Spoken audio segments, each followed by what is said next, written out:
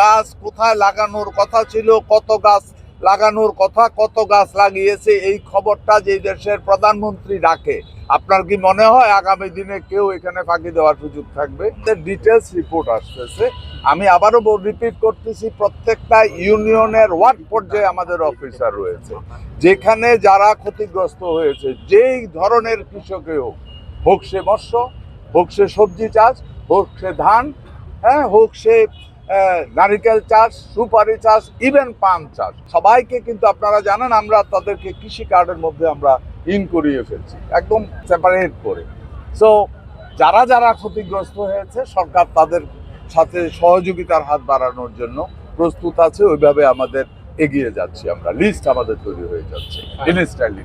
Very বলছি যে কত গাছ লাগানোর কথা, যে এত গাছ লাগানোর কথা, সব লাগানো হয়েছে বলে হয়ে গেছে।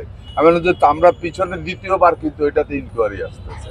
দ্যাট মিনস বহুদিন ধরে একটা অভ্যাস আছে, লুটপাটের যে চরিত্রটা ছিল গত বহু বছর ধরে, ওই চরিত্রটার থেকে বহু লোক বেরোতে পারে না। এই গভর্নমেন্ট এই ব্যাপারে প্রচন্ড স্ট্রিক্ট। আপনি ওইখানে আপনি বুঝতে পারছেন, দেশের প্রধানমন্ত্রী, মাননীয় প্রধানমন্ত্রী গাছ কোথায় লাগানোর কথা ছিল, কত গাছ লাগানোর কথা, কত গাছ লাগিয়েছে, এই খবরটা যে দেশের প্রধানমন্ত্রী রাখে, আপনার কি মনে হয় আগামী দিনে কেউ এখানে ফাঁকি দেওয়ার সুযোগ থাকবে?